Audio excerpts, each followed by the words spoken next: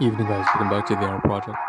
This psychiatric self-therapeutic multimedia project to solve problems, challenges, obstacles in our lives, as well as a self-improvement process to reach high school's ambitions that we have set for ourselves, as well as those around us. If you'd like a brief introduction, brief summary, please check out the previous live streams. We're just going to do a solve 10 override and complete skip bypass all the introductory bits. You can find that in the previous live stream right before this one, ARP 958A. For a more complete introduction as to what we do on this channel, how we break it down, and so on and so forth. So dive right into content, continue from where we left off. This here, mass screenshot of where we, what we were trying to cover, and we're just gonna continue where we left off, which is the second mass snapshot on that screen. So what we're gonna do is just gonna pull up here and dive right to where we were before. I'm sorry, there's another right one. I keep making that mistake. Right here. So we were talking about voice recordings here, and there are some things that I really want to talk about in this particular voice recording. Both of these, several of these voice recordings that you see here. I'm just going to try and see if I can figure out what was covered in there. Seems like ARP 954A1 has to do with conversation between me and my domestic guardians, particularly my paternal predecessor, so my biological father. And like I said, this was about me and him talking about his best man, and how his best man's like 5-6 daughters have all been largely married at this point, and just reminiscing a little bit, and him trying to tell me how much he'd like to see me in a relationship and stuff like that. So it was really a rather serious conversation, a little bit of melancholy. And I'm like, well, I guess why we don't take photographs of you, because again, narcissistic abuse is a very big deterrent from any sort of familial. They never really felt like any sort of a healthy father-son relationship at all. It felt more like strangers in the same household, and where they were each, in a sense, it felt like I was a prisoner inside a jail cell and he was the warden. So that's a very unhealthy dynamic, obviously, just speaking from that standpoint. But we had a conversation about that, and we're past that now. I wish he wouldn't be that sad.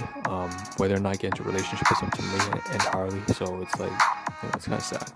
But that's what it is. That's one of the conversations here. You see, it's a heavy topic here. And unfortunately it's not in the title, but I should have put it in the title. Anyways, it just wasn't what was the first thing that came to my mind when I was making the title of this live stream, and that's alright. Over here we also have, it seems like there were also things like minor conversations between me and the landlord, so that was also captured in these particular recordings. 4-9 probably has to do with 4-9 has to do with me and my brother talking about something to do with hygiene, about tweezers and so on and so forth. There's also a recording here, like I said, of me and one of my dentists. I alternate between multiple dentists, so that's something else that was covered here. So that's something to say, conversations, and I imagine I'll look back to these conversations one day, and it'll be someone melting. Like I said, it'll be kind of like a sorrowful kind of tone, because I'm pretty sure once I do look back, it'll probably be when my father has passed away. It's quite sad, right? But this is the whole point of the Ahn Rho Project. It is like an autobiography. So that's a little bit, okay, that was heavy, and unfortunately not in the title, but no, I'll find a way to make sure it makes sense that I have covered it here. We have some stuff here on the right hand side. Yeah, I had to find a solution to this, man. Right now, I don't have a way of finding out what is exactly covered in each of my live streams specifically. It's not enough detail, so I have to be, without rewatching the entire live stream, you know what I mean? Like, I don't want to rewatch the entire video just to figure out what was discussed. But yeah, that's what it is. Because it has to be searchable. I have to be able to find it, Anyways, we have here, Jesus, that's heavy. Two heavy things. One thing is a system issue, and the other one is a relationships issue. Alright, here we have over here we have some food.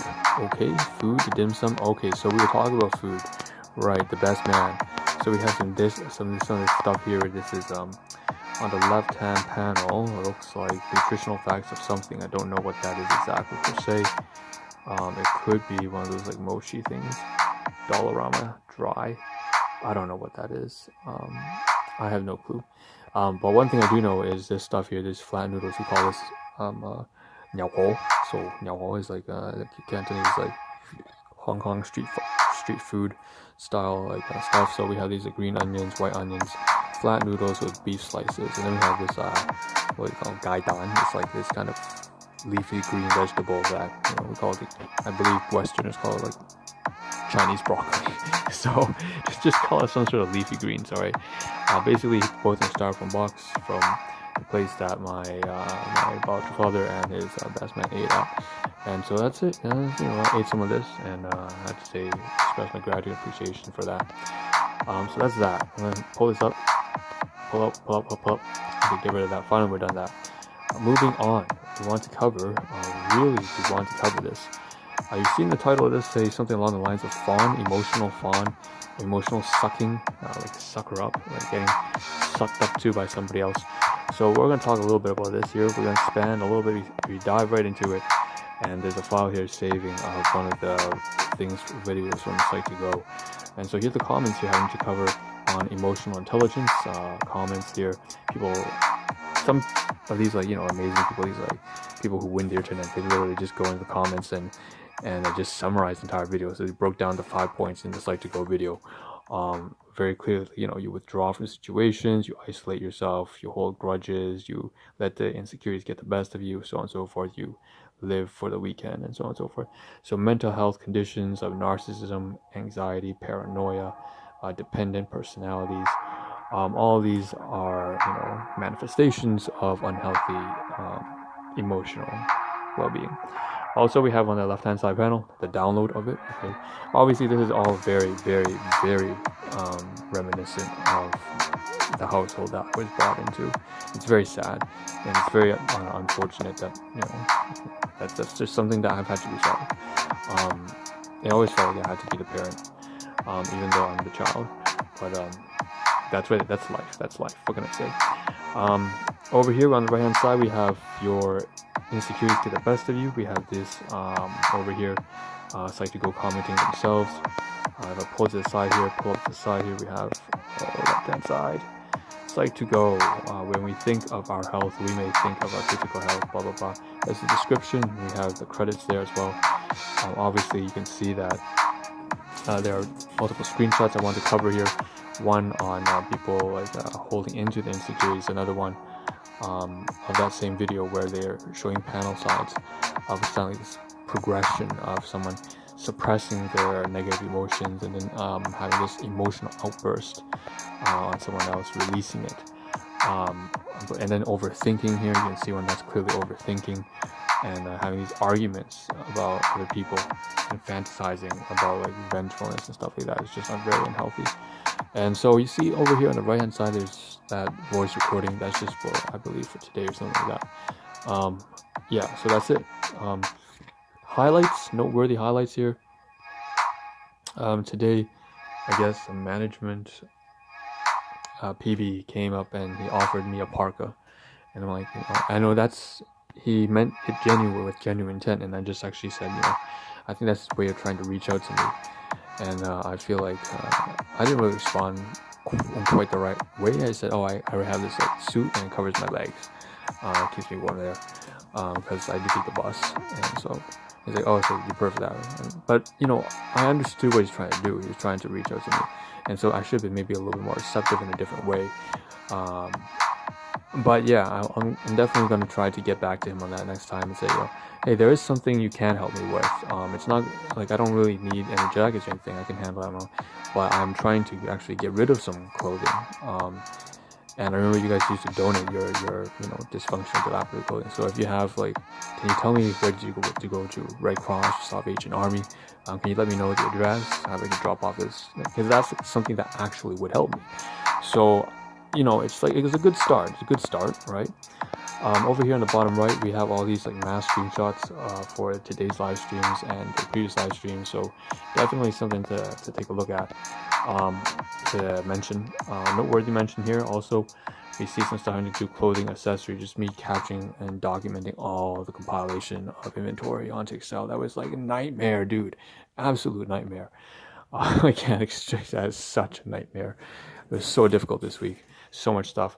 More voice recordings. This was the previous day, yesterday. So this one probably had to do with, like I said, me and my brother talking it up, chatting it up about stuff like funding, student funding loans, house centipedes, right? We covered this already. Surpass and transcend. So this has a lot to do with the playlist on evolution. Evolving the Ahn Rho Project. There's something else I want to mention on the side right here. There's a little bit of stuff here on the right hand side. You can barely make it out. It's just basically some Chinese writing, and that actually is my name in Chinese. So I'm not going to show the whole thing, but that's that. And that's because on that same note was somebody else who was at the workplace with me, and we just exchanged our names in Chinese. So he's I was going to say abbreviate by PT. So once again, you understand the reason. Privacy, confidentiality. I'm not going to showcase anything like that. So that's it. PT and me got along. So he's a new employee there. Great. Moving on. So what else is covered in this title particularly? We have some gifts we want to talk about, right? Because in the last 3.5 minutes, it seems like there's some receipts. So receipts from Dollarama, chocolates we bought from that Biscolati chocolates. Okay, this one's very difficult.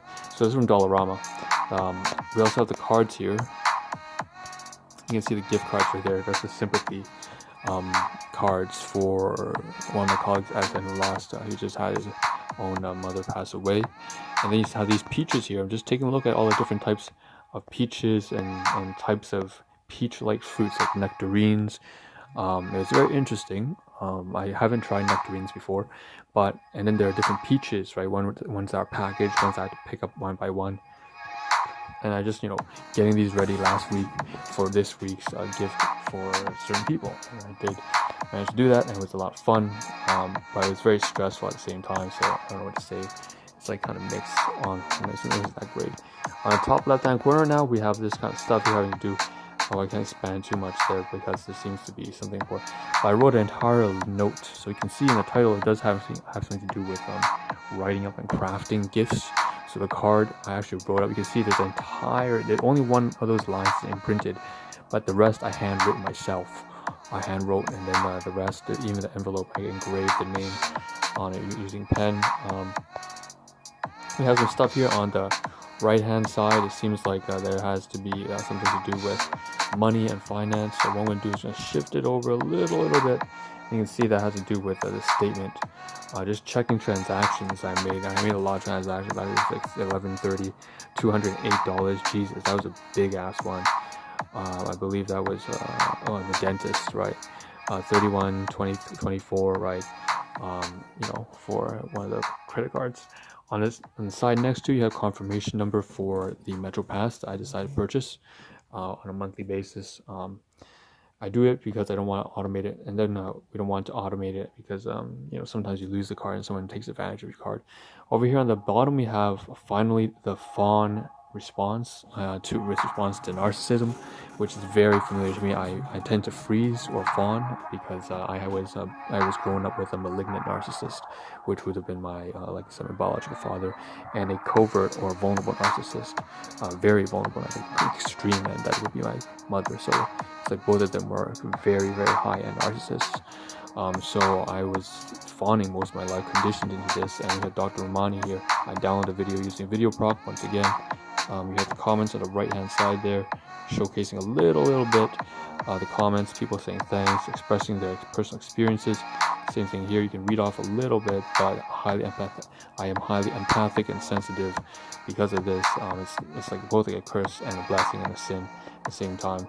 I heard of this before. You have described my entire childhood, so a lot of these people are just relating, and it's very, very sad. It's very sad. Narcissism just absolutely destroys people's lives. It really does, and it's contagious too. I'm gonna end this live stream. By contagious, I mean it spreads from parents to children. So I have to make sure I don't become a narcissist myself. That being